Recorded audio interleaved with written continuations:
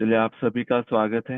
आप सभी को राम राम, जय श्री कृष्ण। तो आज हम भगवत गीता के चौथा अध्याय और उसका 18 जो श्लोक है, 18वां, उसके बारे में चर्चा करेंगे। तो जो चौथा अध्याय है भगवत गीता का, उसका नाम है ज्ञान, कर्म और संन्यास योग। तीसरे अध्याय का नाम है कर्म योग। दूसरे अध्याय से ही भगवान श्री कृष्ण अर्जुन को कर्म के बारे में, कर्म योग के बारे में शिक्षा देना आरंभ करते हैं। हाँ, और वो बहुत लंबी दे रहे हैं। दूसरे में भी, तीसरे में, चौथे में और पांचवे तक। पांचवा अध्याय भी कर्म पे आधारित ही है। और उसके बाद भी जितने अध्याय हैं, वहां वहां पे कर्म को लेके जहां जहां पे भी अवसर आता है या उनके ऐसे प्रश्न होते हैं अर्जुन जी के, तो वो कर्म के बारे में बताते हैं। तो यहाँ पे हमारा ये प्रश्न है कि कर्म पे इतना क्यों भार दे रहा है भगवत गीता। हाँ? क्योंकि कर्म बहुत ही महत्वपूर्ण, बहुत ही इम्पोर्टेंट है। तो यहाँ पे इसके पहले का जो श्लोक था, 70वां, 17, चौथे अध्याय का, वहां पे भगवान अर्जुन को कहते हैं कि तुम कर्म को जानो, अकर्म को जानो और विकर्म को जानो। तो तीन प्रकार के कर्म की बात करते हैं: कर्म, अकर्म और विकर्म। और जब जानने के लिए कहते हैं, तो कहते हैं कि उसको तत्वतः जानो। एक होता है ऊपर ऊपर से जानना ना, और एक होता है भीतर जाके जानना। तो कह रहे हैं कि उसको तत्वतः जानो, क्योंकि जब उसको तत्वतः जानेंगे, फिर कोई संशय नहीं रहेगा, फिर कोई डाउट नहीं रहेगा। तो पहले तो ये प्रश्न आएगा कि कर्म क्या है, कर्म क्या है और विकर्म क्या है। ये वाले श्लोक में कह रहे हैं कि जो अकर्म में कर्म देखता है और जो कर्म में अकर्म देखता है, वही सबसे बुद्धिमान मनुष्य है। या सारे मनुष्यों में, या सारे जीवों में सबसे श्रेष्ठ बुद्धि वाला व्यक्ति वही है, और वही युक्त है। युक्त का अर्थ यहाँ पे लेते हैं भगवत गीता में योगी। जो योगी है, वो कर्म में अकर्म देखता है और अकर्म में कर्म देखता है।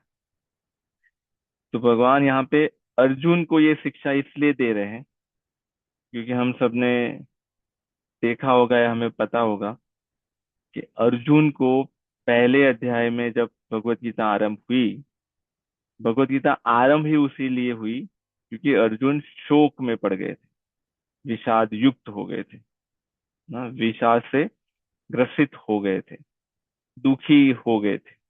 तो उनको उनके विषाद में से निकालने के लिए भगवान भगवत गीता का उपदेश उनको दे रहे हैं। और उनका विषाद का कारण क्या था? क्योंकि उनको युद्ध नहीं करना था। युद्ध क्यों नहीं करना था? क्योंकि जिनसे युद्ध करना था, उनको ऐसा लग रहा है, अर्जुन को, कि ये हमारे लोग हैं, मेरे परिवार वाले, मेरे चाचा, ताऊ, गुरु इत्यादि, ये सब है। तो ये युद्ध रूपी जो कर्म है, वो मैं नहीं करना चाहता। ये अर्जुन जी का कंक्लूजन था, जो उन्होंने भगवान को पहले अध्याय के अंत तक सुना दिया।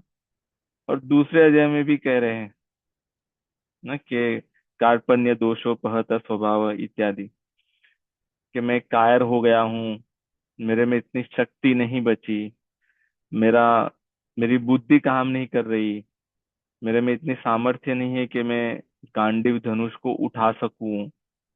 तो उनकी जो विवशता है, उनकी जो लाचारी है, उसका वर्णन कर रहे हैं।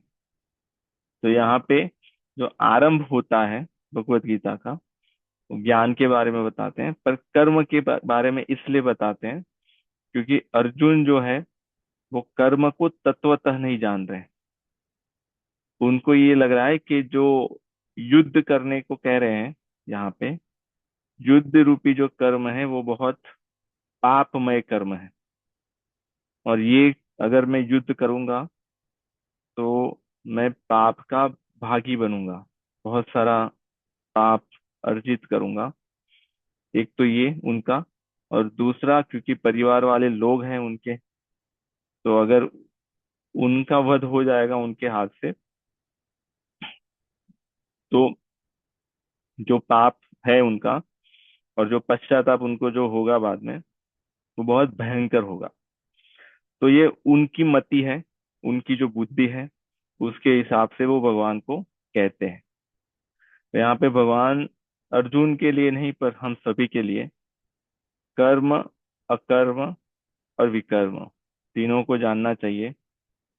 और उसके बाद जो कर्म में अकर्म कैसे देखना है और अकर्म में कर्म कैसे देखना है, तो ये कर्म का जो रहस्य है बहुत ही गूढ़ है। ये भगवान इसके पहले वाले श्लोक में कहते हैं कि बहुत ही इसकी जो गति है कर्म की, बहुत ही गहन है ना, उसको इतनी सरलता से नहीं जान सकते।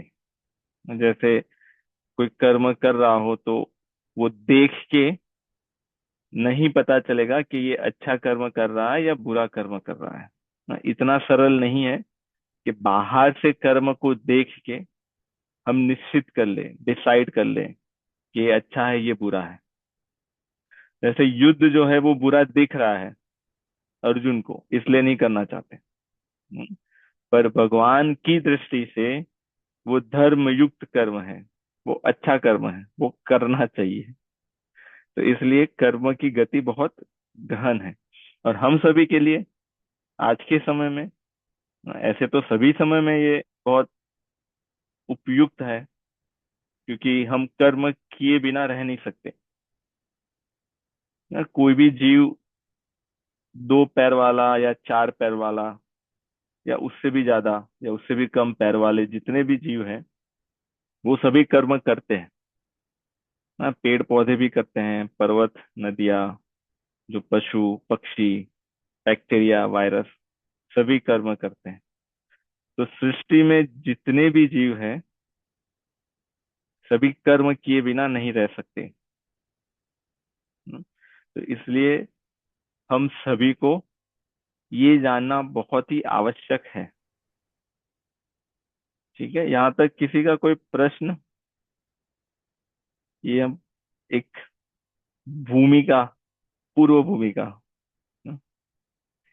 ठीक है, तो आज हम इस विषय में देखेंगे कि कर्म, अकर्म, विकर्म, और कर्म में अकर्म कैसे रहे और अकर्म में कर्म कैसे देखें। ठीक है, तो इसको हम पढ़ेंगे 2 बार, मतलब आप में से भी कोई पढ़ सकता है श्लोक को, और फिर इसके बारे में चर्चा करेंगे। कर्मण्य, जी चलिए ठीक है।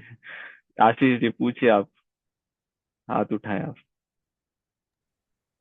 सॉरी भैया, मतलब इंटरप्ट कर दिया, लेकिन मुझे ये पूछना था। कर्म हम मतलब हम लोगों ने पहले के अध्याय में भी सारी चीजें करी, बट अभी जस्ट आप जब समझा रहे थे तब वापस से एक प्रश्न आया कि कर्म केवल एक्शन जो हम करते हैं उसी से ही रहेगा, या जो विचार भी आ जाते हैं उन्हें भी हम कर्म की श्रेणी में रखेंगे? जी हाँ, तो बहुत अच्छा प्रश्न है आपका। नहीं, ठीक है, तो ये इसके बाद वहां से आरंभ करते हैं। चलिए श्लोक को पढ़ लेते हैं ना। कर्मण्य अकर्म यः पश्येत्, कर्मण्य कर्म यः पश्येत्, कर्मणि च कर्म यः स बुद्धिमान मनुष्येषु स युक्त कृतस्न कर्म कृत। ठीक है, आप में से कोई प्रयास करेगा? जी मैं एनीवन? जी। जी राम राम। जी। कर्मण्य कर्म यः पश्येत्, कर्मणि च कर्म यः स बुद्धिमान् मनुष्येषु स युक्तः कर्म कृत। जी। ठीक है, और कोई? आशीष जी? हाँ, या जी जी, आप में फिर से मैं कोई? प्रयास करूंगी। जी। जी। अकर्मण्यकर्म यः पश्येत् कर्मणि च कर्म यः स बुद्धिमान् मनुष्येषु स युक्ता कृत्स्न कर्म कृत्। ठीक है जी, बहुत अच्छा। ये आशीष जी आप भी पढ़ लीजिए। जी। कर्मण्यकर्म यः पश्येत् कर्मणि च कर्म यः स बुद्धिमान् मनुष्यो स युक्तः कृत्स्नकर्म कृत्। ठीक है, ठीक। तो जो प्रश्न है कि कर्म तो एक्शन दिखता है ना, एक कर्म के रूप में बाहर से देख सकते हैं, पर उसका जन्म कहाँ से होता है, वो उद्भव कहाँ से होता है। तो कर्म के पहले विचार आता है कि एक कर्म करे, एक थॉट आता है, उसके बाद कर्म होता है। पर थॉट कहाँ से आता है? तो अगर उस दृष्टि से देखेंगे तो यहाँ पे भगवत गीता में जो कह रहे हैं, कर्म को कराने वाली कामना है, इच्छा, तो इसको इच्छा कह सकते हैं। कामना, इच्छा, वासना, और जिसको इंग्लिश में डिजायर कहेंगे। तो काम के कारण कर्म होता है, पर इसमें जो कामना जिस प्रकार की होती है उस प्रकार से वो कर्म हो सकता है, कर्म हो सकता है और विकर्म हो सकता है। तो कर्म और विकर्म में क्या अंतर है? विकर्म का अर्थ है कि जो विरुद्ध कर्म है, जो नहीं करना चाहिए, जो अशुभ कर्म है, जिससे पाप मिलेगा, पाप युक्त कर्म है, वो है विकर्म। जो हमें पता है, हम इतने तो बुद्धिमान है कि हमें पता है क्या नहीं करना है ना, तभी भी हो जाता है। पर सभी को पता है कि ये नहीं खाना चाहिए, ये नहीं पीना चाहिए, यहाँ पे नहीं जाना चाहिए, इनको ऐसे वचन या ऐसे किसी का अपमान नहीं करना चाहिए, किसी को नहीं मारना चाहिए, चोरी नहीं करनी चाहिए, कपट नहीं करना चाहिए इत्यादि। तो ये जो सारे हैं, सारे विकर्म हैं। तो ये भी कामना के कारण होता है, काम के कारण। जब कामना बहुत बढ़ जाती है, इसलिए भगवान कहते हैं काम एष क्रोध एष, है ना। और उसके बाद क्या कहते हैं, विद्येनम इह वैरिणम, ये तुम्हारा सबसे बड़ा वैरी है। काम एष क्रोध एष रजोगुण समुद्भव महाशनो महापापमा, ये बहुत पाप अर्जित करने वाला है और नाश करने वाला है, इसको तुम वैरी जानो। तो किसको वैरी जानने के लिए कह रहे हैं? काम को और क्रोध को, कामना को और क्रोध को। तो काम बहुत जब बढ़ जाता है, कामनाएं जब बहुत बढ़ जाती है ना, कि और चाहिए और चाहिए और चाहिए और तुरंत चाहिए, उसके लिए हम वेट करना नहीं चाहते, हमारे पास उतना धैर्य नहीं है, प्रतीक्षा नहीं करना चाहते, अभी अभी हमें ओवरनाइट चाहिए। तो ये हुआ कि वो जो डिजायर्स है, जो कामना है, वो इतनी बढ़ गई कि जो पाप और पुण्य का जो ज्ञान है ना, सभी के अंदर ज्ञान है, हमें सभी को पता है कि हिंसा नहीं करनी चाहिए, और व्यभिचार नहीं करना चाहिए, और मदिरा पान, अल्कोहल इत्यादि उसका सेवन नहीं करना चाहिए, जुआ नहीं खेलना चाहिए, ये सभी को पता है। पर जब कामनाएं बहुत बढ़ जाती है, तो ये जो पता जो था, कुछ समय के लिए वो लुप्त हो जाता है, गुप्त हो जाता है, छुप जाता है। तो उस समय पे ये ज्ञान जो है हमारे अंदर, वो काम में नहीं आता, और उस कामना के प्रभाव में पाप हो जाता है, क्योंकि कामनाएं बहुत बढ़ गई। उसी कामना के कारण कर्म होता है। कर्म क्या है? शुभ कर्म, ना? कुछ पाने की कामना, जिसको हम कहते हैं सकाम कर्म, कि हमें पैसे चाहिए तो इसलिए हम जॉब कर रहे हैं, तो वो कर्म हो गया। हमें भोजन खाना है, भोजन बनाना है, तो उसके लिए हम ग्रोसरी करने जा रहे हैं, तो वो कर्म हो गया। ग्रोसरी करने जाना कर्म हो गया, क्योंकि हमें भोजन चाहिए। हाँ? ये विकर्म नहीं है। हाँ, पर इसमें विकर्म हो सकता है कि हम क्या लेने जा रहे हैं। समझ रहे हैं आप सपन जी? हाँ? तो इसमें विकर्म भी हो सकता है कि दोनों जन ग्रोसरी करने जा रहे हैं, एक कर्म कर रहा है, दूसरा विकर्म कर रहा है। हाँ? क्या लिए ग्रोसरी में, किस भाव से लिए, उसके पीछे क्या कामना थी। तो वही एक क्रिया, ग्रोसरी करने जाना क्रिया है, पर हमारे अंदर का जो भाव है और जो कामना है, उसके कारण वो क्रिया या तो कर्म बन सकती है, विकर्म बन सकती है, या तो अकर्म बन सकती है। कैसे? जैसे कोई षड्यंत्र करे कि हम ग्रोसरी, आज कोई भोजन बनाएंगे और उस पे हमारा शत्रु है, ये दुश्मन ना, तो उस भोजन में हम विष डाल देंगे ना, पॉइजन।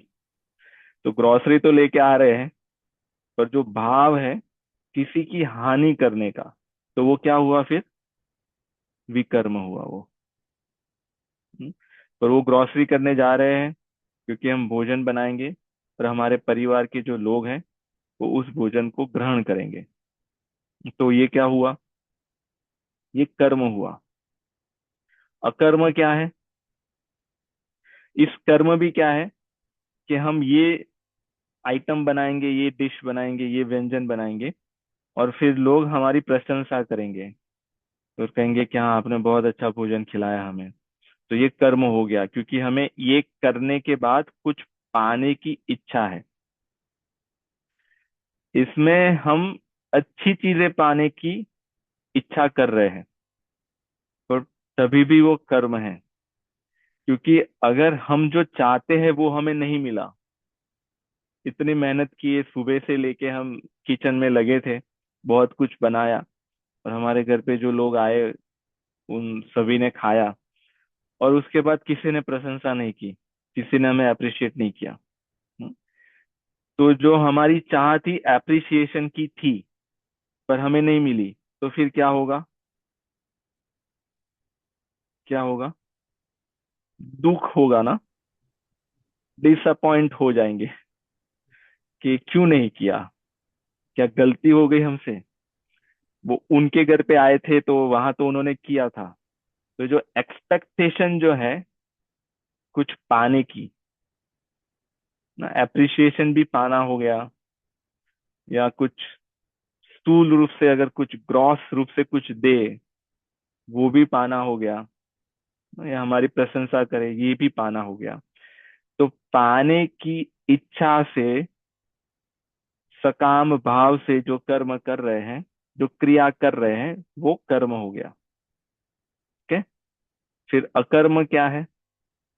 तो ग्रोसरी लेने गए, वो तो क्रिया है। उसके बाद भोजन बनाया, वो भी क्रिया है। पर भोजन बनाते वक्त भाव ये है कि हमें कुछ नहीं चाहिए ना, हम निष्काम भाव से कर रहे हैं। इस भोजन के बदले में हमें ना प्रशंसा चाहिए, ना पैसा चाहिए, ना गिफ्ट चाहिए, कुछ भी नहीं चाहिए। और इस भोजन को वो जब भोग लगाएंगे भगवान को और उसके बाद ग्रहण करेंगे, तो ये ग्रोसरी लेने जाने की क्रिया, भोजन बनाने की क्रिया, परोसने की क्रिया, ये अकर्म हो जाएगा। जो ये जो अकर्म है, यही कर्म योग है। ठीक है। यहाँ पे बात कर रहे हैं कर्म योग, तीसरा अध्याय, ज्ञान कर्म संन्यास योग, और जो पांचवा अध्याय है वो कर्म संन्यास योग। तो सब में कर्म योग है। तो यहाँ पे हमारे लिए और अर्जुन जी के लिए भी जो ये आज्ञा है भगवान की, आदेश है, वो कर्म करने का नहीं है, वो कर्म योग करने का है। ठीक। तो यहाँ पे ये कह रहे हैं कि आप कर्म योग करो।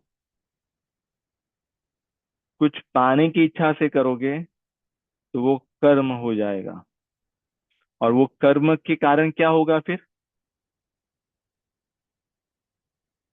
हाँ जी, तपन जी। जानकी वल्लभ जी, एक प्रश्न है जी कि मान लो कि कभी अ, हमने कोई सही काम किया, लेकिन अंदर हमारी भावना गलत थी, तो उस कर्म का स्वरूप कैसा होगा? ठीक है, तो आप एग्जाम्पल दीजिए, पर उसके पहले अगर भावना गलत है हमारी, तो वो काम ही गलत ही हुआ, तो वो सही नहीं। बाहर से दिख सकता है कि सही कर रहे हैं, पर वो गलत ही है। जी, आप कोई एग्जाम्पल दीजिए। एग्जाम्पल में मान लो कि हाँ, एक डोनेशन की एक भावना होती है।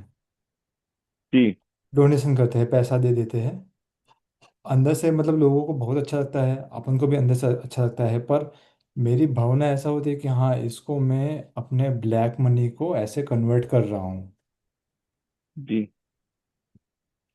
तो एक एक वो एग्जांपल हो गया, अगर देखा जाए तो उसका मतलब स्वरूप तो वैसा ही होगा, मतलब वैसे क्रिया तो अच्छी हो रही है, उससे कल्याण हो रहा है समाज का, जहाँ पे भी जो पैसे लग रहे हैं उसका कल्याण हो रहा है, पर जो भावना थी वो गलत थी उसके पीछे। जी। हाँ, तो फिर वो विकर्म है। इस इस दृष्टि से अगर आप देखेंगे, तो या तो वो कर्म में आएगा, या तो विकर्म में आएगा। कि अगर हमें हमें कुछ पाने की इच्छा है, कि हमें इससे कुछ मिल जाएगा, या तो नाम मिलेगा, यश, कीर्ति, ना हमें कुछ अवार्ड मिलेगा, सम्मान मिलेगा, तो ये सब जो है वो, और दूसरा धन मिलेगा हमें। तो ये सारी कामना हो गई, हम जो भी कर रहे हैं किसी उद्देश्य के साथ कर रहे हैं ना, और वो उद्देश्य स्वार्थ के लिए है, स्वयं के लिए है। तो वो दो कैटेगरी में आएगा, या तो शुभ कर्म में आएगा, या तो अशुभ कर्म में आएगा। जो शुभ कर्म होगा उससे हमें पुण्य मिलेगा, क्योंकि हमने चाहा था। जैसे आपने जो डोनेशन का किया, कि अभी जो डोनेशन के जो पैसे हैं, मैंने कोई घोटाला करके नहीं कमाए, एज एन एग्जाम्पल ना, मेरे स्वयं के पैसे हैं, मैंने जॉब करके या बिजनेस करके कमाए, और उसमें भी मैंने कोई पाप नहीं किया। तो जो पैसे कमाए हैं वो मैंने अच्छी तरह से कमाए हैं। अभी उस पैसों से जब मैं डोनेशन करूंगा, और उस समय पे जब मेरा भाव ये होगा कि इसके बदले में मुझे कुछ चाहिए, मेरा नाम यहाँ पे आना चाहिए, मंदिर की इस दीवार पे, और नहीं तो अभी वेबसाइट पे, एटसेट्रा एटसेट्रा, तो ये कुछ पाने की कामना से ये कर्म हुआ है। तो इसको शुभ कर्म कहेंगे, शुभ कर्म ये होगा, पर ये भी बांधने वाला होगा, ये भी हमें बंधन में डालेगा। क्योंकि हम जो बंधन में पड़े हैं, अपने कर्मों के कारण ही पड़े हैं। हम अपने कर्म के फल को भुगतने के लिए, भोगने के लिए हमें ये शरीर मिला है। इसके पहले भी मिला था, इसके बाद भी मिलेगा। तब तक मिलता रहेगा जब तक हम इस कर्म की जो जाल है उसमें से ना निकल जाए। और ये जो जाल है, ये या तो जो फल मिला है हमें, या तो पाप है या पुण्य है। तो जो शुभ कर्म हुआ है उससे हमें पुण्य मिला है, और जो अशुभ कर्म हुआ है, जैसे अगर मैंने किसी की हिंसा करके पैसे कमाए हैं, है ना, जुए से पैसे कमाए हैं, और वैसी जो नहीं करना चाहिए वो सब कुछ करके जो पैसे कमाए हैं, तो वो भी एक कर्म हुआ, वो विकर्म हुआ, उससे मुझे पाप मिला। अभी उस पैसे का उपयोग मुझे लगता है कि मैं अच्छी जगह पे कर रहा हूँ, और उस पैसे का उपयोग करके मुझे वापस और कुछ चाहिए, है ना, तो मैं पाप से और पाप अर्जित कर रहा हूँ। ठीक है, यहाँ तक? ठीक ये है। भी आप लोगों के प्रश्न है, तो हाँ पूछिए। अब मेरा प्रश्न ये है जी सपन ने जो बोला उसी का कंटिन्यूएशन है। एग्जाम्पल ये है कि मान लो कि रॉबिन हुड है, राइट। रॉबिन हुड सबसे पैसे छीन कर सब में बांटता है। उसका इंटेंशन होगा अच्छा होगा बुरा होगा, अभी don't know, what ever is going on is mind. अभी इसको किस कैटेगरी में डालते, means nobody is innocent in this world. अभी इसलिए आए, राइट।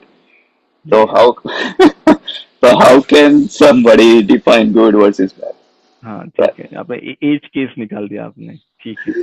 तो अभी उस समय पे हमें ये देखना है कि जिस व्यक्ति की हम बात कर रहे हैं कि जैसे वो रॉबिन हुड है, और ऐसे बहुत सारे हमारे इतिहास में हो गए। अगर उनका भाव है कि लोगों का कल्याण हो, इन लोग जो बहुत समाज में, सोसाइटी में जो गरीब लोग हैं, उनके पास खाने को, पीने को, रहने को, पहनने को नहीं है, तो उनको मुझे ये सब देना है उनका कल्याण करने के लिए, और उसके सामने मुझ रॉबिन हुड को कुछ नहीं चाहिए, अगर ऐसा उनका भाव है, एक ना। दूसरा, अगर रॉबिन हुड के पास और कोई भी साधन अवेलेबल नहीं है, उस समय पे ऐसी परिस्थिति है कि ना वो जॉब कर सकता है, आवाज आ रहा है ना मेरा, ना कोई बिजनेस कर सकता है, ऐसी कोई अपॉर्चुनिटीज अवेलेबल नहीं है, और वो देख रहा है कि इन लोगों पे बहुत अत्याचार हो रहा है, और ये लोग अत्याचार कर रहे हैं, और इन लोगों ने इनका शोषण करके पैसा कमाया है। जो अमीर लोग हैं उन्होंने गरीबों का शोषण करके पैसा कमाया है, ये ज्ञान उसको है ना। यहाँ पे बात है ज्ञान की, ये सब उसको दिख रहा है। तो फिर वो जो रॉबिन हुड जो करेगा, जो आपने कहा है ना, वो अधर्म नहीं होगा, वो धर्म होगा। क्योंकि यहाँ पे भी जो युद्ध हो रहा है कुरुक्षेत्र के मैदान में, धर्म और अधर्म के बीच में हो रहा है।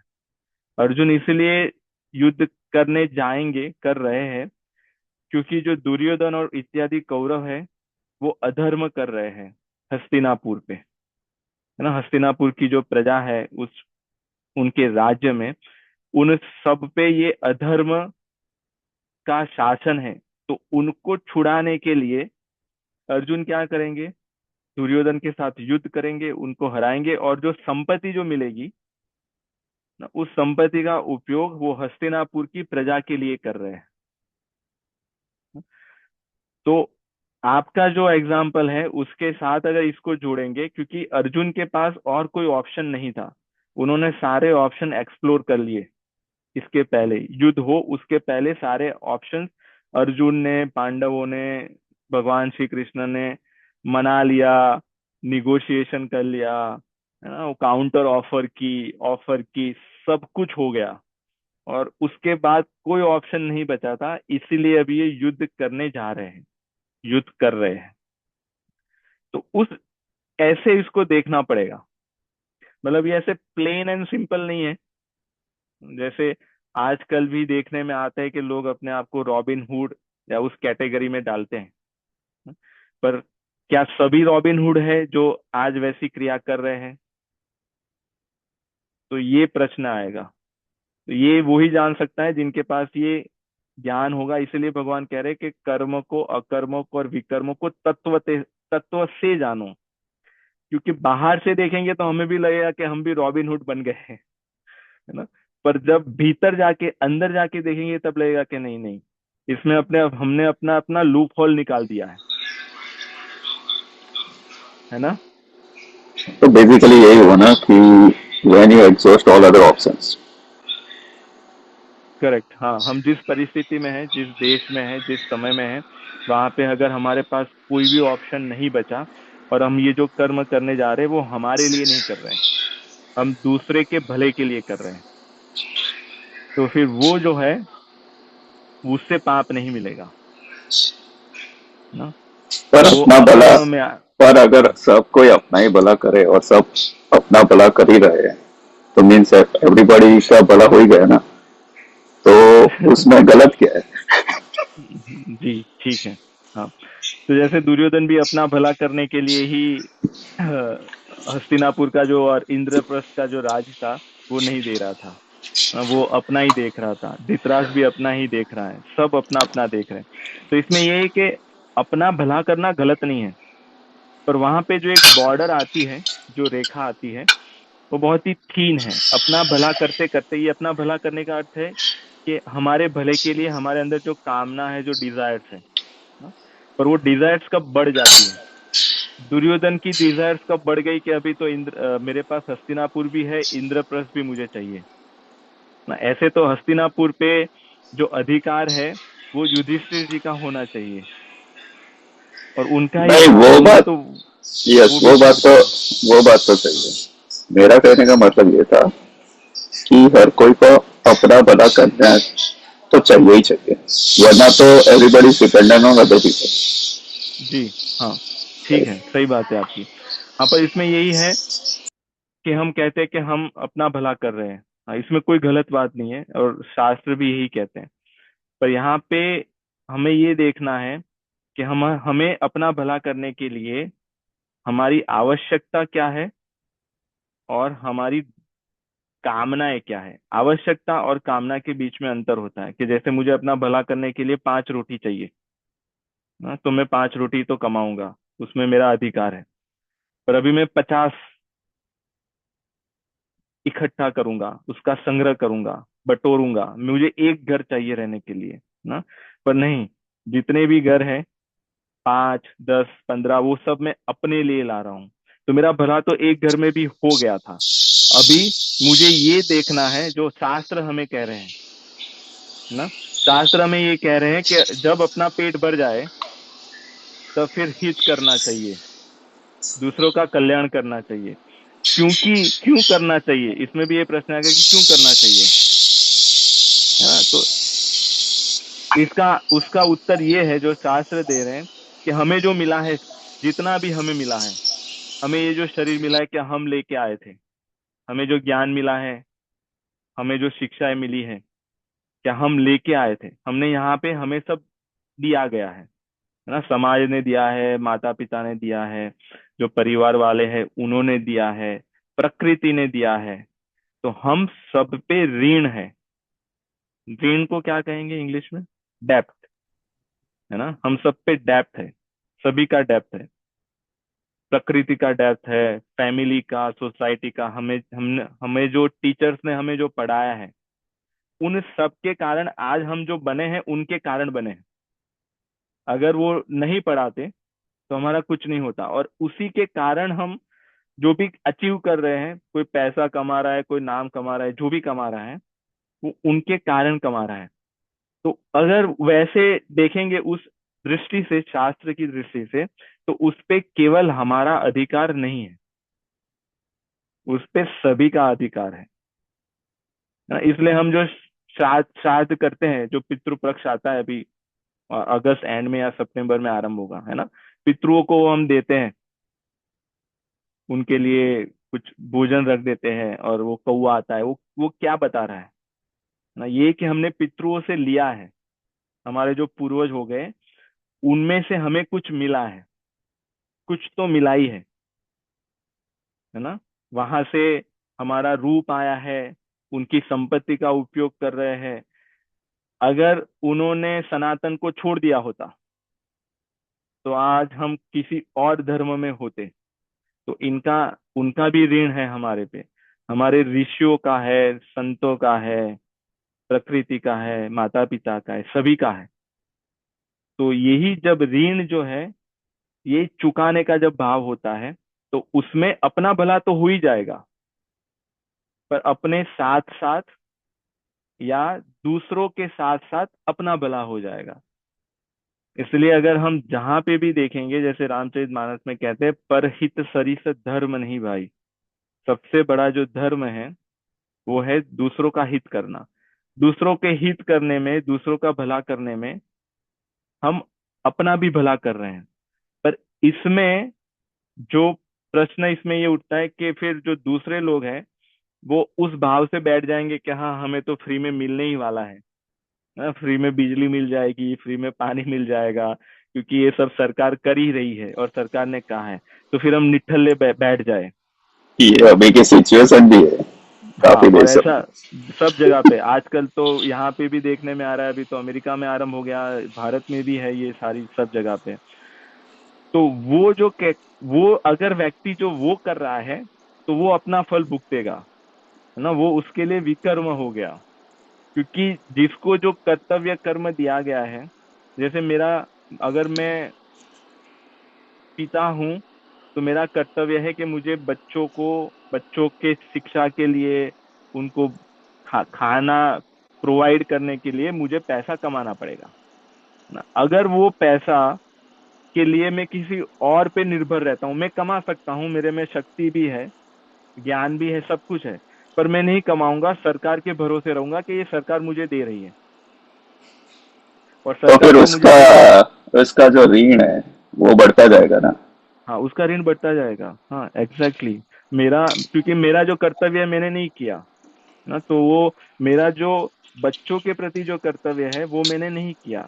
तो अभी बच्चे मेरे पास क्यों आए हैं? क्योंकि मैंने पहले उनसे कुछ लिया था, इसके पहले अलग रूप में लिया था। वो पहले हो सकता है कि मेरे भाई हुए होंगे, या मेरे पिता हुए होंगे, या दादा, कुछ ना कुछ रिलेशन तो था। या मैंने पहले उनसे बहुत सारे पैसे लिए थे और मैंने उनको दिए नहीं, है ना, तो वो बाकी रह गया, वो हिसाब बाकी रह गया।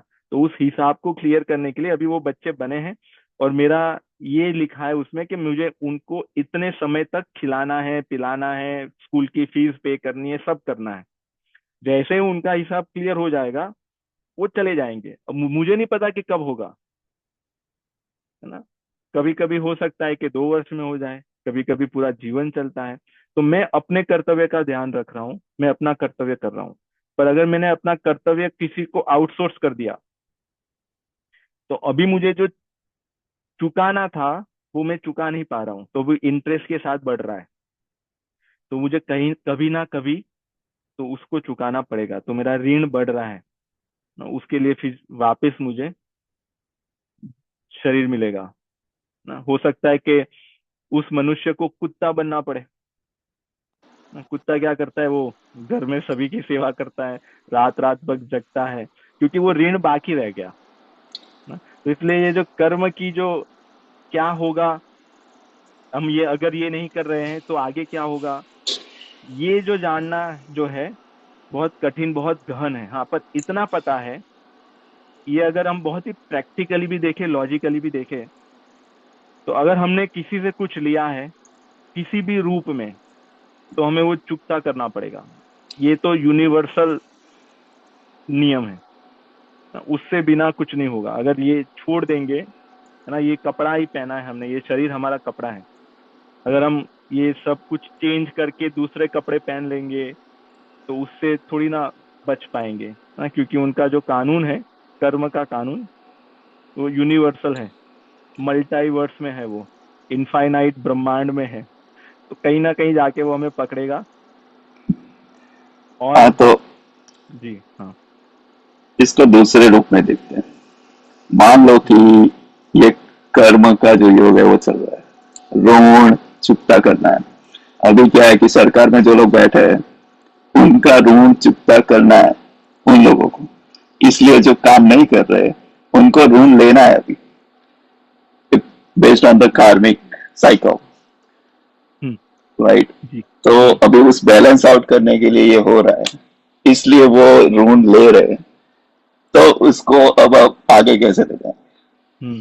तो इसमें जो सरकार का जो कर्तव्य है वो तो अपना कर्तव्य कर रही है, एज एन हाँ, एग्जाम्पल, है ना, पर जो ले रहा है उसको भी अपना कर्तव्य करना है। कर्तव्य करना लेना नहीं है। अगर वो उसी दृष्टि से कि हाँ, जैसे अभी सपन जी है मुझे दे रहे हैं, और मैं ये मान रहा हूँ कि हाँ सपन जी ने मेरे से पूर्व जन्म में बहुत कुछ लिया होगा, इसलिए वो मैं दे रहे हैं, तो आई एम डिजर्विंग दिस, ना, कि ये तो उनको मुझे देना ही चाहिए। तो ये मेरा कर्तव्य नहीं है ना, ये मेरा ऋण और बढ़ा रहा है। वो अपने ऋण से मुक्त हो रहे हैं, पर मैं उसको वो मुझे वो निठल्ला बना रहा है, मुझे वो विकर्म में डाल रहा है। तो मुझे तो कर्म करना है, अगर वो मुझे दे रहे हैं तो मुझे उसका, अगर मुझे मिल रहा है तो मुझे उसका सत् कार्यों में उपयोग करना है। अगर जैसे कुछ ऐसी जगह होती है कि जैसे आप जो वो पॉवर्टी लाइन और इनकम इतनी कम है तो आपको इतना मिलेगा ही, है ना, इतना आपको आ ही जाएगा, अगर आपको चाहिए ना चाहिए तभी भी आपको मिलेगा। पर आप इसका उपयोग कैसे कर रहे हो?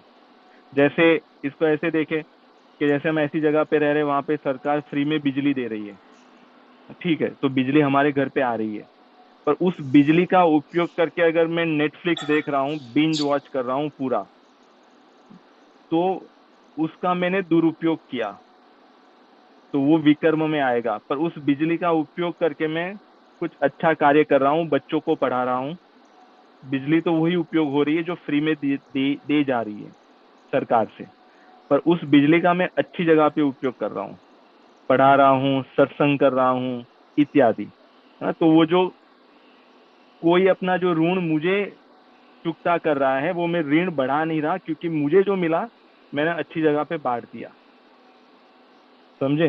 पर अगर मैंने अपने भोग के लिए, अपने एंजॉयमेंट के लिए ही यूज कर रहा हूं मैं, तो फिर ये मुझे पाप में डालेगा। पर ये पर एंजॉयमेंट करना गलत कब से हो गया? ठीक है, यहाँ पे जो शास्त्र कहते हैं वो आनंद के लिए कहते हैं, एंजॉयमेंट के लिए नहीं। एंजॉयमेंट हम जो जिसको एंजॉयमेंट समझते हैं, इसमें भी बहुत मिसअंडरस्टैंडिंग हो जाती है। लोग आनंद को, हैप्पीनेस को एंजॉयमेंट समझ लेते हैं, वो एंजॉयमेंट नहीं। एंजॉयमेंट जो यहाँ पे दुर्योधन चाहता है वो एंजॉयमेंट, वो एंजॉयमेंट है जो भोग की कैटेगरी में आएगा। जो योगी होता है वो भी आनंद में रहता है, पर उसका एंजॉयमेंट वो है ना, जो केवल मुझे चाहिए और मिलता जाए, दिल मांगे मोर, है ना, मुझे ही मिले, सबसे ज्यादा मुझे ही मिले, ये जो भाव है, दूसरों का है वो भी मैं ले लूं, और मेरे पास है मैं किसी को ना दूं क्योंकि मैं डिजर्व करता हूँ, नहीं ये नहीं जो मैं सारे जो भाव। नहीं नहीं मैं उसकी बात नहीं कर रहा हूँ। नेटफ्लिक्स देखना, अगर आप किसी का कुछ छीन नहीं रहे, अगर आप किसी की भावनाओं को हर्ट नहीं कर रहे, and you are watching a show to have some enjoyment in your life, वो कब से गलत हो गया?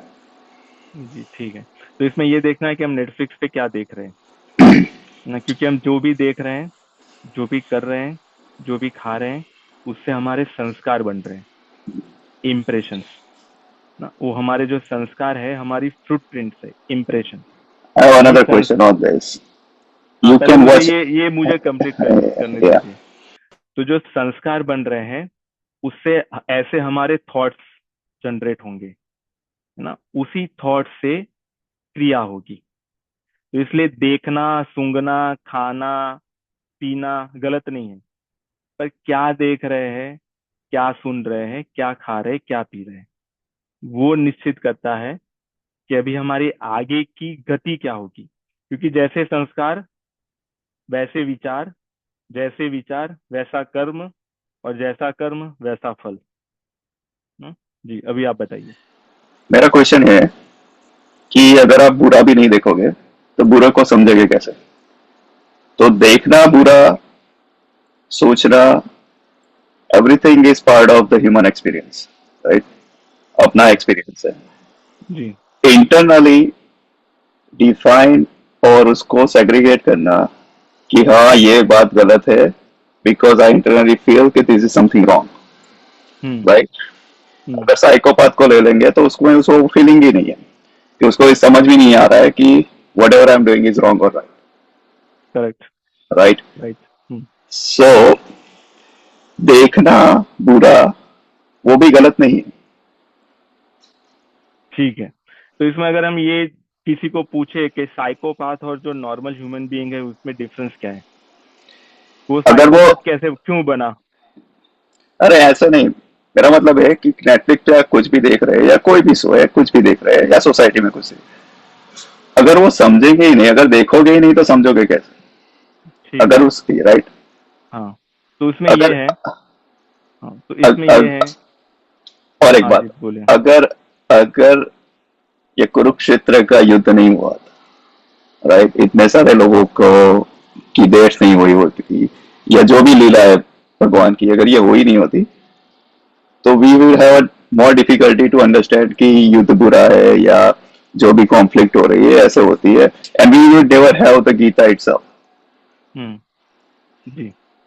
हाँ। तो यहाँ पे ये है कि इसी श्लोक में जो कह रहे हैं, कर्मण्य अकर्मण्य पश्येद कर्मणि च कर्मय, जो कर्म में अकर्म देखता है, जो कर्म कर रहा है पर कर्म के साथ लिप्त नहीं होता। जैसे हम नेटफ्लिक्स या कहीं पे भी कुछ देख रहे हैं और उसमें कोई बुरी चीज आ रही है, पर उस समय पे हम इतने जागृत है, इतने कॉन्शियस है कि हम अपने आप को उससे डिटैच कर रहे हैं, उसमें लिप्त नहीं हो गए, तो वो कर्म में अकर्म हो गया। जैसे अगर मैं क्रिकेट मैच देखने गया और क्रिकेट या कोई भी गेम देखने गया, उसमें दो टीम खेल रही है और मुझे पता है कि मैं ऑडियंस हूँ, यहाँ पे मैं आनंद लेने के लिए आया हूँ। मुझे वो क्रिकेट मैच में जो प्लेयर्स हैं, उनके सुख में सुख, उनके दुख में दुख, अगर कोई बुरा करे वो, उस उसके साथ मुझे लिप्त नहीं होना। अगर मेरा ये भाव है, अगर मेरी ये स्थिति है, तो मुझे नेटफ्लिक्स पे दुनिया में जो बुरा चल रहा है वो मैं देखूंगा, पर उसका मेरे पे प्रभाव नहीं पड़ेगा, उसके संस्कार नहीं पड़ेंगे मेरे अंदर। तो ये मैं कैसे देख रहा हूँ, क्या उस समय पे मैं कॉन्शियस हूँ, क्या मैं जागृत हूँ, केवल आंखें खोलना या मेरे कान में मुझे सुनाई दे रहा है, वो जागृत नहीं। मेरे अंदर का भाव क्या है, क्या मैं अपने आप को उससे अलग करके देख रहा हूँ, या मैं इसमें इतना घुस गया हूँ। कभी कभी होता है, हमारा जो फेवरेट मूवी होता है, इतने घुस गए होते हैं ना, उसके साथ ही राइड कर रहे होते हैं। तो अगर वो चल रहा है तो उसके संस्कार हमारे अंदर बन रहे हैं, जो हमें पता भी नहीं है, और उसी से हमारी पर्सनालिटी, हमारा स्वभाव, हमारे विचार, हमारे कर्म वो बन रहे हैं। तो जो भी कर रहे हैं, खा रहे हैं, पी रहे हैं, अगर वो चेतना से, कॉन्शियसनेस के साथ चल रहा है, तो कुछ भी बुरा नहीं। पर अगर वहां पे कॉन्शियसनेस नहीं है, वो जो, जैसे जो पशु होता है, उस उनमें कोई कॉन्शियसनेस नहीं होती, होती है पर बहुत कम होती है, मनुष्य की कंपैरिजन में बहुत कम होती है। तो वो अच्छा कर्म भी कर रहे हैं, तभी भी उसका उनको कोई लाभ नहीं होगा। तो हमारे में ये ऑप्शन है कि हम अपने आप को इतना उठा सकते हैं, कॉन्शियस हो सकते हैं, कि अगर हम बुरा भी देखेंगे तो उसका हम पे प्रभाव नहीं पड़ेगा। पर ये किसके लिए है, ये जो जिस परिस्थिति की हमने बात की, वो योगी के लिए है, कि अपने आप को उन्होंने उस स्थिति में पहुंचा दिया ना। जैसे कोई ये कह सकता है कि अभी हम हेल्थ की बात करें, फिटनेस की बात करें ना, कि हम स्वीट खाए, तला हुआ खाए, जो भी खाए, है ना, वो उससे क्या होगा, वो तो सब खा सकते हैं। कोई ये बात कर रहा है जो घर पे है, कभी कभी वॉक करने नहीं जाता, कोई एक्सरसाइज नहीं करता, कुछ भी नहीं करता, बस खाता रहता है, और यही बात कोई दूसरा करे कि मैं तो स्वीट खाता हूँ, ये करता हूँ, पर वो जो दूसरा है, वो अपने फिटनेस का बहुत ध्यान रखता है, एक्सरसाइज करता है, वॉक करता है, सब कुछ करता है, तो कर रहे हैं दोनों। पर जो दूसरा है वो ये युक्त है, वो योगी है, तो ये जो स्वीट खा रहा है, जो चीजें इतनी अच्छी नहीं है अपने शरीर के लिए, पर उसके शरीर पे कोई प्रभाव नहीं पड़ेगा। पर अगर कहीं किसी को इस मार्ग पे चलना है, तो पहले तो उसको उससे थोड़ा दूर रहना पड़ेगा, क्योंकि उसको आगे पता ही नहीं है कि एक्सरसाइज क्या है, उसको पता ही नहीं है साधना क्या है, उसको पता ही नहीं है कि भगवत गीता क्या है, भगवत गीता का ज्ञान क्या है। तो ये सारी जो बातें हैं, इसलिए अर्जुन ने जो निश्चय किया, भगवान वो ही उनसे करवाएंगे, युद्ध ही करवाएंगे, पर वो कह रहे हैं कि तुम पहले अपने आप को उस स्थिति में लाओ, उसके बाद जब युद्ध करोगे तो उसका कोई प्रभाव नहीं पड़ेगा, ना पाप मिलेगा, ना पुण्य मिलेगा। इसलिए अंत में जो अर्जुन जो कहते हैं, उनको क्या प्राप्त हुआ, नष्टो मोह स्मृति लब्ध्वा। तो हमारे जीवन का उद्देश्य यही है कि मोह का नाश हो जाए, और हमारी जो स्मृति है, हमारा जो कॉन्शियसनेस है वो जागृत हो जाए, उसके बाद फिर कर्म अकर्म विकर्म कुछ नहीं रहा, उन सबसे ऊपर उठ जाएंगे। पर वहां तक पहुंचने के लिए तो जो मार्ग बताया है उस पे चलना पड़ेगा। ठीक है ये मित्तुल जी? हाँ ये तो ठीक है, पर what if someone wants to come back again as a human form, क्योंकि उनको अगर मजा, क्या? चलो मान लो कि मेरा लक्ष्य ये है कि मुझे वापिस आना है, ह्यूमन फॉर्म में ही आना है, ठीक है। Right? Because I like this, all the emotions, all the experiences, all the feelings, right? Hmm That makes it unique in hmm its own, hmm right? ठीक है।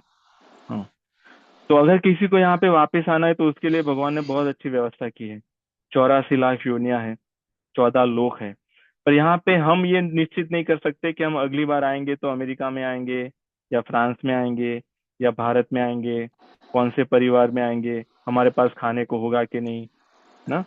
तो जो ये निश्चित नहीं हो सकता, क्योंकि यहाँ पे तो पाताल लोक भी है, स्वर्ग लोक भी है, और उसके ऊपर भी है स्वर्ग, जन लोक, तप लोक, महल लोक, ब्रह्म लोक, और नीचे भी और 7 लोक है, और नर्क लोक भी है इत्यादि। तो इसमें मनुष्य ये निश्चित नहीं कर सकता कि मुझे अभी यहाँ पे ही जाना है। तो हो सकता है कि अभी तो हमारे पास सारी व्यवस्था है, क्योंकि हमने पहले अच्छे कर्म किए होंगे, उसका पुण्य मिल रहा है हमें, उसका फल भोग रहे हैं, तो हमारे पास जो क्रेडिट है उसका उपयोग कर रहे हैं ना। अभी इस जन्म में हम कुछ क्रेडिट नहीं बना रहे हैं, तो फिर हमें आगे किस अधिकार पे हमें हमें वो मिलेगा जो आज हमें अभी मिल रहा है ना। तो यहाँ पे दो, एक बात तो ये है कि अगर किसी से कुछ भी नहीं हो रहा तो उनको कहते हैं कि भाई पुण्य कर्म करो, है ना। पहले के भी लोग आश्रम बनाते थे, धर्मशाला बनाते थे, पानी की व्यवस्था करते थे लोगों के लिए। क्यों? क्योंकि अगर वो वापिस भी आएंगे इस जन्म में तो वो पुण्य का क्रेडिट रहेगा उनको, मनुष्य शरीर में या दूसरे शरीर में, तो वो पुण्यों के कारण उनका जीवन थोड़ा अच्छा रहेगा। पर अगर हम पुण्य भी नहीं कमा रहे हैं और अकर्म भी नहीं कर रहे हैं, अध्यात्म मार्ग पे भी नहीं चल रहे हैं, तो फिर हम थोड़ा तर्क के हिसाब से या लॉजिक को लगा के देख सकते हैं कि फिर अगर क्रेडिट ही नहीं है, डेबिट ही डेबिट है, देना ही देना है, तो फिर क्या होगा? अगर केवल पाप ही पाप है तो फिर क्या होगा? तो तो वैसे देखना चाहिए। और दूसरा यहाँ पे ये है कि जो मनुष्य शरीर हमें मिला है, पाप और पुण्य दोनों हमने जो किए थे वो मिश्रित है, इसलिए मनुष्य शरीर मिला है। तो यहाँ पे इसलिए ऐसा नहीं है कि सभी, ऐसा कोई नहीं मिलेगा जिसके जीवन में दुख नहीं है। कोई ना कोई दुख तो होगा, पक्का होगा। अभी नहीं होगा तो बाद में होगा, या पहले हो चुका होगा। हमें ऐसे भी लग सकता है कि हाँ अभी नहीं है ना। क्या जब वृद्धावस्था होगी तब दुख नहीं आएगा, रोग नहीं आएंगे? तो मनुष्य जीवन में या सारे योनियों में, सारे शरीर में दुख तो होता ही है। किसी में कम होता है, किसी में ज्यादा होता है, जैसे कर्म किए होते हैं वैसे मिलता है। तो इसलिए शास्त्र में ये कहते हैं कि जो मनुष्य शरीर मिला है उसका उपयोग करके अपने आप को ऊंचा उठा ले, एटलीस्ट इतना कर ले कि फिर आगे हमें इतना पुण्य कर ले, इतना अच्छे कर्म कर ले कि आगे हमें अच्छा शरीर मिले।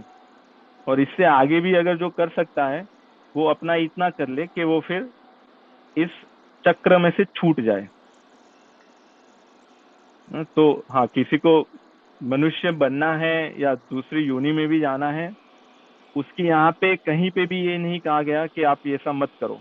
हमारे शास्त्र ओपन है सभी के लिए, सभी स्वतंत्र हैं, जिसको जो बनना हो, जो करना हो वो कर सकते हैं। पर उसके साथ ये भी क्या है कि ये करोगे तो आपको ये फल मिलेगा, ये नहीं करोगे तो ये नहीं मिलेगा। तो हम स्वतंत्र हैं, हमें अगर जो करना हो उसके लिए। ठीक है। नहीं वो तो बात सही है कि every action has equal and opposite reaction, correct right? जी। सो वो थॉट के रूप में हो या क्रिया के रूप में हो या कर्म के रूप में हो, इट्स यूनिवर्सल लॉ, जी, यूनिवर्सल लॉ, और उसको कोई मिटा नहीं सकता। कोई कोई चित्रगुप्त या अपना चौपड़ा लेके बैठा है और हमारा कर्म लिख रहा है। हाँ? हम मान सकते हैं कि ऐसा नहीं होगा, और वो भी मान ले कि वैसा नहीं है, तो चित्रगुप्त हमारे अंदर ही बैठा है। हम जो कर रहे हैं सब कुछ रिकॉर्ड हो रहा है, क्या विचार आए, हमने क्या क्रिया की, सब कुछ अंदर बैठा है। सम कभी पीपल कभी बिलीव, कुछ लोग ऐसा बिलीव करते हैं कि हम जो पाप पुण्य जो है उसका जो बैलेंस है, हम जीते उसी में, जीने से मरने तक उसी में सब कुछ हो जाता है, balance out. Some people believe कि तुम उतना सफर करोगे लेट लाइफ में या तुम्हारी लाइफ में, जैसे based on your actions, means जैसे तुम्हारी क्रिया है या कर्म है। तो व्हेन यू डाई और whatever happens, there is no ऋण, ऋण बचता ही नहीं है फिर।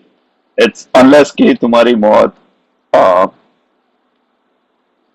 Don't know how to define it but हाँ, मैं समझ गया जी। हाँ, तो वो मानने वाले तो कुछ भी मान सकते हैं, है I'm ना। just saying उनको it's just for a conversation. हाँ, उनको कोई रोक नहीं सकता। और हम अपना टाइमलाइन देखते हैं कि भी 100 ईयर्स, हमें लगता है कि बस 100 ईयर्स में हमारा यहाँ से स्टार्ट हुआ और यहाँ पे हमारा एंड हो गया, है ना? पर वो तो शरीर, इसी शरीर का टाइमलाइन है। जो यूनिवर्सल टाइमलाइन है तो वो बहुत लंबा है। तो कौन मरा, किसकी मृत्यु हुई? ना शरीर की मृत्यु हुई, नहीं। शरीर तो जो मिट्टी से बना था मिट्टी में चला गया, शरीर में जो पानी था वो पानी में चला गया, शरीर के अंदर जो आकाश था आकाश में मिल गया, जो उसके अंदर जो एयर है वो एयर में चली गई। तो शरीर मरा नहीं, शरीर ट्रांसफॉर्म हो गया। और उसके अंदर जो हम है, आत्मा, आत्मा तो मरती नहीं है। नहीं, वो भी मेरी बात, नहीं आगे की आपकी बात जर्नी। सही है, पर मैं ऋण के हिसाब से देख रहा था, राइट। अगर ऋण, अगर बैलेंस आउट हो ही जाता है तो हाँ, शास्त्र बेस्ड ऑन, कहते हैं कि नहीं, नहीं नहीं होता, है ना। ओके। हाँ, ऋण ऋण अगर नहीं चुकाएंगे तो नहीं होगा, है ना। ये ऐसा ही है कि जैसे अगर सपन जी का एग्जांपल ले ले, अभी सपन जी अमेरिका में है, सपन जी ने बहुत सारा यहाँ पे डेप्ट ले लिया लोगों से, गवर्नमेंट से, क्रेडिट कार्ड, सब कुछ, है ना। और फिर वो कुछ समय के बाद भाग गए, भारत चले गए, और उन्होंने अपना हुलिया बदल लिया, प्लास्टिक सर्जरी करा दी, सब कुछ करा दिया। पर जो पकड़ने वाले हैं वो तो पकड़ लेंगे उनको, उनके विरुद्ध वारंट और वो सब होगा ना। थोड़ा देर लगेगा पर पकड़ लेंगे। ये तो यहाँ की गवर्नमेंट है। पर वहां की गवर्नमेंट जो इतने अनंत ब्रह्मांडों की रचना करती है, अनंत ब्रह्मांडों का पालन पोषण संहार करती है, क्या वो कुछ भी छोड़ेगी? तो ये शरीर छोड़ दिया, शरीर छूट गया है, पर जिसने किया था करने वाला अंदर, वो तो वही है ना। तो जैसे लोग अपना शरीर स्वयं भी छोड़ देते हैं आत्महत्या इत्यादि करके, तो क्या ऋण चुकता हो गया?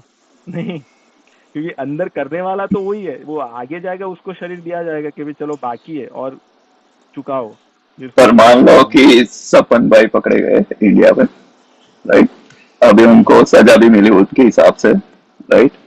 अभी वो सजा जो भी मिली वो उनका बैलेंस आउट हो रहा है, क्योंकि वो डर चुका रहे ना अभी सजा के सूट में। हाँ, अगर उनको वैसे वो सजा मिली जो जैसा उन्होंने किया था, उतनी ही सजा उनको मिल गई, तो फिर उनका हो गया, उनका वो कर्म हो गया। उस कर्म का जो फल था वो उन्होंने भोग लिया, और उस कर्म का हिसाब हो गया, उस एक कर्म का हो गया। हाँ? पर अगर हम अपना, अभी ये तो बहुत ही छोटा एग्जाम्पल था एक कर्म को लेके, अगर हम अपना देखेंगे तो क्या, पहले तो हमें ये पता है कि हमारा पहला जन्म नहीं है। इसके पहले कई बार हमें मनुष्य जन्म मिला है, क्योंकि जो शास्त्र कहते हैं और जो यूनिवर्स जो ऊपर उसमें देखेंगे तो उसमें साइक्लिक है, सब कुछ साइक्लिक है। जो हमारे युग आते हैं वो भी साइक्लिक है, जैसे कलयुग के बाद सतयुग आएगा, लीनियर नहीं है। तो हम भी कई बार हमें मनुष्य जन्म मिला है, उसमें हमने कई कर्म किए हैं, और उसके कई फल बाकी है। 3 प्रकार के कर्मों का फल इकट्ठा हुआ है। एक है संचित कर्म जो स्टोरेज है हमारा, एक है प्रारब्ध कर्म, उस स्टोरेज में से कुछ निकला था और उससे हमारा प्रारब्ध बना, हमारी डेस्टिनी इस लाइफ की, तो वो प्रारब्ध के रूप में हमारे सामने आती रहती है। रोग के रूप में आती है, अच्छे लोगों के रूप में आती है, बुरे लोगों के रूप में आती है, परिस्थिति के रूप में आती है, वो प्रारब्ध हो गया। और तीसरा जो नया कर रहे हैं वो क्रियामान कर्म, जो नया कर रहे हैं। तो यहाँ पे जो अर्जुन को कह रहे हैं कि नया क्रियामान कर्म कर लो, क्योंकि जो संचित हो गया उस पे हमारा कोई अधिकार नहीं है। और जो प्रारब्ध निकला है उसमें से छोटा पोर्शन निकला है जिससे ये शरीर बना है। और ये शरीर के रूप में हमारे सामने जो अवसर और जो परिस्थिति आती है वो प्रारब्ध, और कितना संचित बाकी है हमें नहीं पता। तो ये मनुष्य जीवन का उद्देश्य ये है, तो जितने भी संचित है उनको नष्ट कर दो, प्रारब्ध को भोग लो, जो भी प्रारब्ध आ रहा है अच्छे के रूप में बुरे के रूप में, और क्रियामान अच्छे कर लो जिससे संचित कर्म इकट्ठा नहीं होगा, है ना। ये और एक कर्म बंधन के जन्म मरण के चक्र में से छूट जाएंगे। तो ये संक्षेप में जी। अभी आपने बोला कि साइक्लिक है, राइट? Everything is cyclic. कलयुग के बाद सतयुग क्यों आता है? क्योंकि कलयुग में सारे कांड होते हैं, तो उस उसके हिसाब से कलयुग के बाद सतयुग कैसे आ सकता है? कैसे आ सकता है? हाँ, दैट्स माय क्वेश्चन। क्योंकि डेप्थ इतनी बढ़ गई होगी ना कलयुग में, इतने सारे जो भी हुए हैं, तो उसमें डेप्थ इतनी सारी बढ़ गई होगी कि उसके बाद सीधा सतयुग कैसे आ सकता है? तो सतयुग तो उसमें सतयुग आएगा, जैसे जिस ब्रह्मांड में हम हैं वहां पे सतयुग आएगा। तो जिसने पहले अच्छे कर्म किए होंगे वो लोग सतयुग में आएंगे। जो इस कलयुग में जिस लोगों ने बुरे कर्म किए होंगे वो किसी और लोक में जाएंगे, Oh, you पाताल mean लोक में जाएंगे, parallel universe? जैसे Okay, okay, I जैसे got नर्क it. लोक में जाएंगे वो, है ना। तो ये समय उनके लिए नहीं है। जैसे आज हम देखें, पहले के समय में जो बड़े बड़े जो संत आते थे, जैसे कबीरदास जी हो गए, रविदास जी हो गए, और गुरु गोविंद सिंह जी हो गए, है ना, आज कहाँ पे है? क्यों नहीं आ रहे? क्योंकि उनके लिए उपयुक्त समय नहीं है, वो अपने समय पे आएंगे। तो आज कलयुग में वैसे ही लोग आएंगे जिनको भुगतना है बहुत कुछ, जिनका डेप्थ बहुत है ना। बहुत कष्ट मिलेगा, कुछ भी सरल नहीं होगा, शांति नहीं रहेगी। हम अपने जीवन में शांति रखेंगे तो कहीं ना कोई कुछ बाहर हलचल हो जाएगी, है ना। गवर्नमेंट में कुछ हलचल हो जाएगी, समाज में कुछ हलचल हो जाएगी, भूचाल आ जाएगा, टॉर्नेडो आ जाएगा, ये कुछ ना कुछ चलता रहेगा। क्योंकि ये कलयुग बनाया इसीलिए है कि जो लोग उस प्रकार के कर्म किए होंगे उन सबको यहाँ पे आना है, उनको भुगतना है। और ये भी अभी तो कलयुग की शुरुआत है, अभी तो बहुत छोटा है कलयुग। ये तो किंडरगार्टन में भी नहीं गया, क्योंकि 5,500 वर्ष ही हुआ है और 4,32,000 वर्ष है।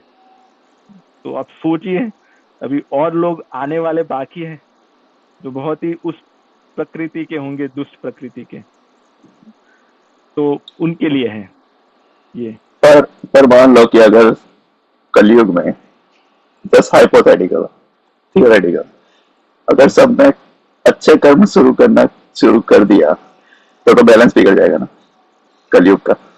जी हाँ, जी सही बात है। इसलिए नहीं रहते हैं ना, इसलिए अगर हम देखेंगे तो अच्छे लोग होते हैं और बुरे लोग भी होते हैं। अगर हम यहाँ पे द्वापर युग में ही देख लें, जो कौरवों की सेना है वो 11 अक्षौणी सेना है, 11 अक्षौणी सेना है उनकी, और पांडवों की 7। तो यहाँ पे इतना इन डिफरेंस दिख रहा है कि जो कौरव है वो ज्यादा है और पांडव कम है। जैसे जैसे समय आगे बढ़ेगा कलयुग में, वो जो उनकी जो सेना है कौरवों की और बढ़ती जाएगी और पांडवों की सेना कम होती जाएगी।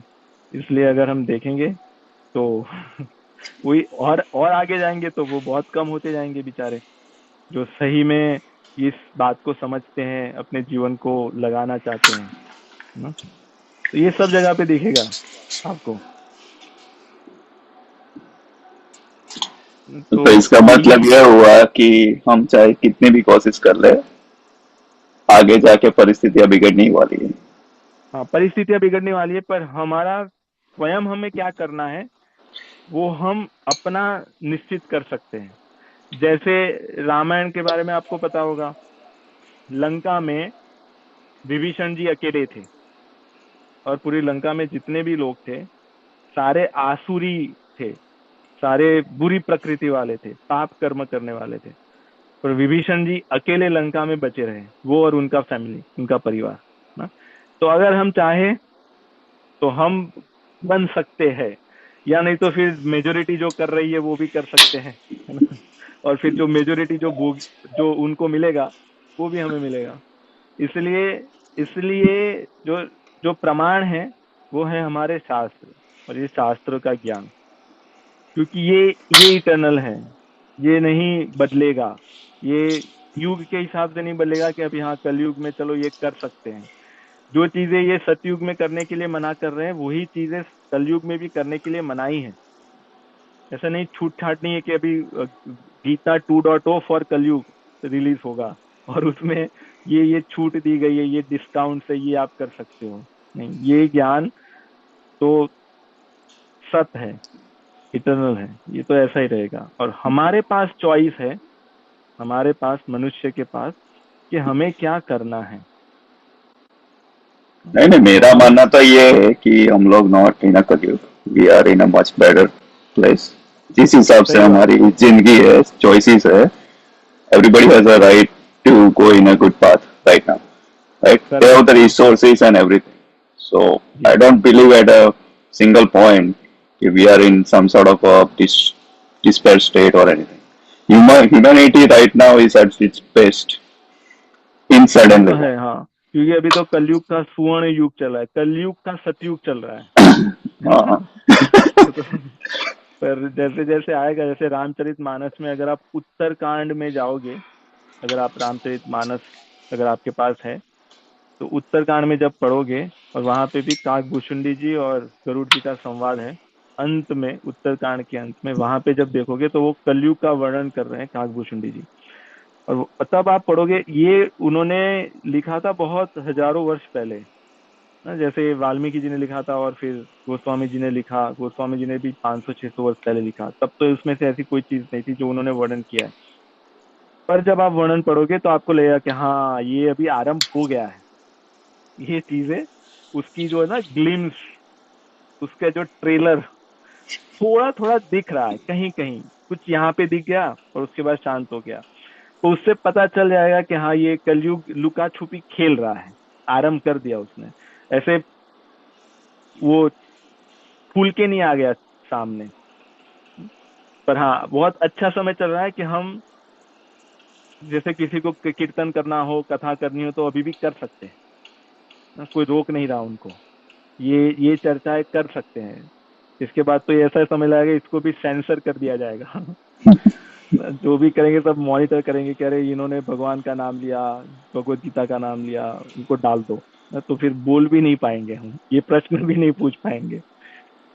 तो और आज भी ऐसे देश है ही ना, जहाँ पे अगर उन्होंने मूर्ति के साथ देख लिया, भगवत गीता या सनातन के कोई स्क्रिप्चर्स के साथ देख लिया, तो जब्त कर लेंगे पहले। और फिर 57 और countries. हाँ है ना, तो वो है ही। तो जी, तो वैसा है। और किसी का प्रश्न? जी भैया, मेरा एक प्रश्न था जी। कि अगर कोई व्यक्ति निष्काम भाव से कर्म कर रहा है, पर उससे कोई गलती हो जाए, मतलब उसको नहीं पता है कि वो अच्छा कर रहा है कि बुरा कर, पर उसका भाव निष्काम है, जी। तो उसको हम कैसे देखेंगे? मतलब मेरा शायद सोचना ऐसा है कि शायद यहाँ पे विवेक जुड़ा नहीं है, इसलिए वो ऐसी चीज़ें कर रहा है, क्योंकि निष्काम भाव से कर्म कर रहा है, पर फिर भी उससे मतलब चीज़ें और में भी जो उसका जो परिणाम आते हैं वो गलत आ रहे हैं। जी। हाँ, तो इसमें देखो, जैसे जो छोटा बच्चा होता है उससे कुछ गलती हो गई है ना, क्योंकि ज्ञान नहीं है, उसकी जो सजा होती है वो अलग होती है, उसको वार्निंग दे के छोड़ दिया जाएगा। पर वो बड़ा हो गया, ज्ञान भी है, कर भी सकता है, तभी भी उसने उल्टा कार्य किया, तो फिर अभी जो सजा का जो प्रकार है धीरे धीरे बढ़ता जाएगा ना। 1 महीना की जेल की सजा होगी, 2 महीने की होगी, 1 वर्ष की होगी, इत्यादि। तो वैसा है। तो अगर हम कर्म कर रहे हैं पर हमें ज्ञान नहीं है, हमारा भाव अच्छा है ना, और तभी भी गलती हो रही है, तो हमें अवसर दिया जाएगा। पर वो ये है कि हम अवसर को कितना लेते हैं। जैसे हमें नहीं पता था कि विकर्म क्या होता है, पर हमें अभी पता चल गया कि ये विकर्म होता है, तभी भी हमने किया। तो फिर उसमें आ जाएगा कि जानबूझ के किया अभी तो क्योंकि पता था। तो फिर उसका जो फल होगा या उसकी जो सजा होगी वो अलग प्रकार से होगी। तो यहाँ पर बिना विवेक के जो कर्म हो रहे हैं आजकल दुनिया में, उसको कैसे देखेंगे? तो फिर हम मतलब वो तो कर्म हो ही रहे हैं, पर उस पे विवेक का बहुत वो कभी लगता नहीं है कि कभी बहुत विवेक यूज किया गया हो, बस कर्म हो ही जा रहे हैं ऐसे। जी, इसीलिए भगवान ने पहले दूसरे अध्याय में विवेक की बात की। सांख्य योग ज्ञान की बात कर रहे हैं, क्योंकि ज्ञान ही नहीं होगा तो फिर पता कैसे चलेगा कौन सा कर्म करना है, कैसे करना है, उसमें क्या सावधानी रखनी है, इत्यादि। तो भगवान ऐसा केवल है ये नहीं कि भगवत गीता में उन्होंने दूसरे अध्याय में ही ज्ञान की बात की, हमें भी अवसर प्रदान करते हैं। जो माता पिता के रूप में वो हमें बताते हैं कि ये मत करो, ये करना चाहिए, इत्यादि, है ना। पर उस अवसर को हम लेते नहीं है। वो तो वो तो आपको देंगे, पर हमारे पे है कि हम उसको कितना ले कितना ना ले, या उसको आउटराइट रिजेक्ट कर दे। तो फिर उन्होंने अभी हमें वो किया कि भाई हाँ बेटा जुआ मत खेलो, एज एन एग्जाम्पल। हमने सुना था पर हमने उसको ग्रहण नहीं किया, और फिर हम वो क्रिया कर रहे हैं। तो पता नहीं उसका यहाँ पे क्या हमें सजा मिलेगी। हो सकता है यहाँ पे ना मिले, हाँ, पर वहां पे तो मिलेगी। तो वो बात है। कोई ये नहीं कह सकता कि हमें नहीं पता था। और दूसरा, भगवान ने हमारे अंदर ही वो मैकेनिज्म रखा है। कभी भी जैसे भी हम कुछ गलत कार्य करने जाते हैं तो अंदर से वो आवाज आती है कि ये मत करो। तो इसमें ये है कि जैसे जैसे हम उस आवाज को इग्नोर करने लगते हैं, वो धीरे धीरे धीरे मंद हो जाती है। हाँ, और फिर जैसे दुर्योधन और कंस जैसे लोग हैं, रावण रावण को भी आता था। रामचरितमानस में अगर आप पढ़ोगे तो उनको भी अंदर से आता था कि मैं जो कर रहा हूँ वो गलत है। तो उसको भी आता था। पर जब ये करते जा रहे जो अशुभ कर्म है, पाप वाला कर्म है, जो करते जा रहे, तो फिर अंदर की जो आवाज है वो मंद हो जाती है, बंद हो जाती है भी। तो अंदर से भी वो उतना विवेक तो भगवान ने सभी के अंदर दिया है, जो पता चल सके कि हमारे लिए अच्छा है, हमारे लिए बुरा है, ये हमें नहीं करना चाहिए।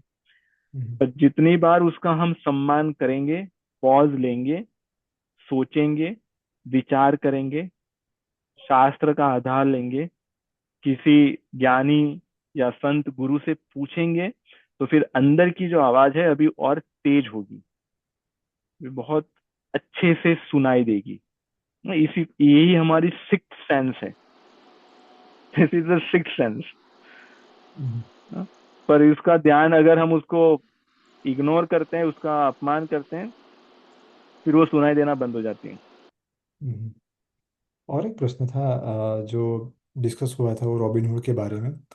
तो यहाँ पे हमने प्रीवियसली भी चर्चा की है कि अपना अधिकार अपना कर्तव्य। तो ये जो रॉबिनहुड जो बना है बंदा यहाँ पे, जो कोई भी, तो अपना अधिकार से बाहर जा रहा है और अपने कर्तव्य से भी बाहर जा रहा है। मतलब कर्तव्य एक तरह से देखना जाए तो मतलब रक्षा करना तो है ही, पर उसका अधिकार क्षेत्र नहीं है देखा जाए हाँ, तो। उसको सही हम बात है। यहाँ पे कैसे देखेंगे?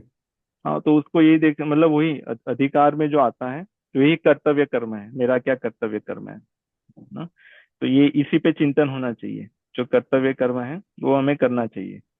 जैसे आप डॉक्टर हो ना, तो आपका कर्तव्य कर्म है कि आप सर्जरी करोगे।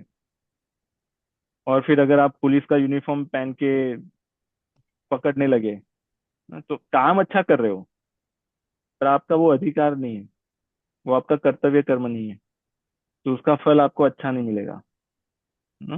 पर अगर भाई आप ये देख रहे हो कि आपके सिटी में जितने भी पुलिस है, कोई नहीं रहा, आप हो डॉक्टर, पर सारे पुलिस चली गई है ही नहीं कोई, और फिर अत्याचार हो रहा है, तो कोई बचाने वाला नहीं है, तब आप जाके स्टेप इन करते हो।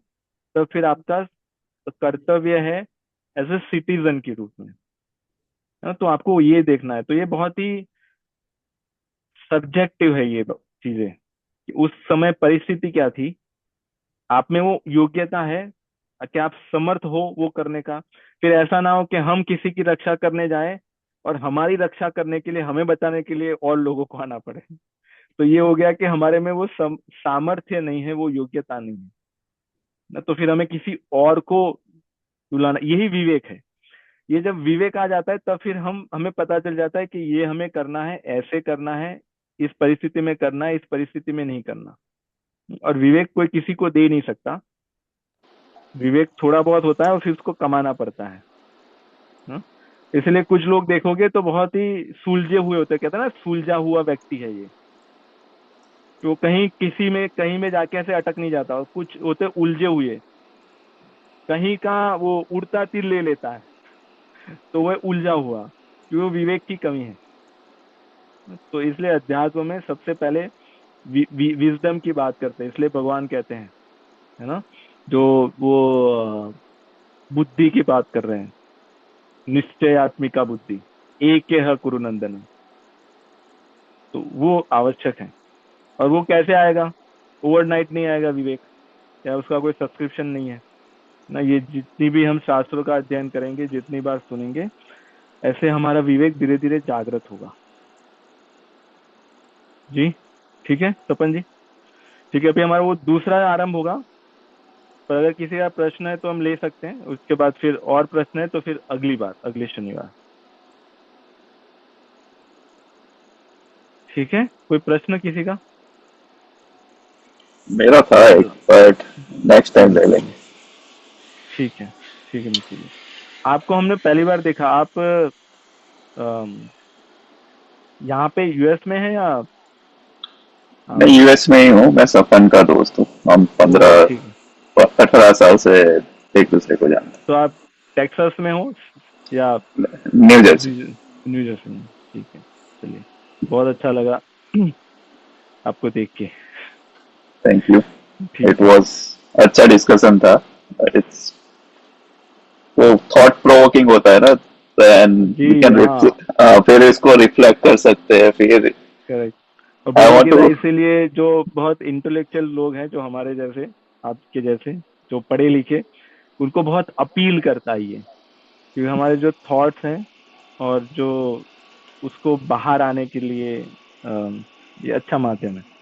नहीं, मैं पढ़ता हूँ। मैं गीता को अपना कंपास समझता हूँ। वो बोलते हैं ना, जी। एज ए तो आप ये कंपास है। साधक संजीवनी है आपके पास, साधक संजीवनी? नहीं, ये मेरे पास नहीं, पर मेरे पास गीता का पूरा है। मेरे पास गीता की बुक भी है सब। ठीक है, चलिए, चलिए, तो हम यहाँ पे विराम लेते हैं, आप सभी से मिलेंगे अगले शनिवार। सभी को राम राम, जय श्री कृष्ण। चलिए, राम राम। हाँ। राम राम। राम राम भाई। राम राम आशीष जी। राम राम।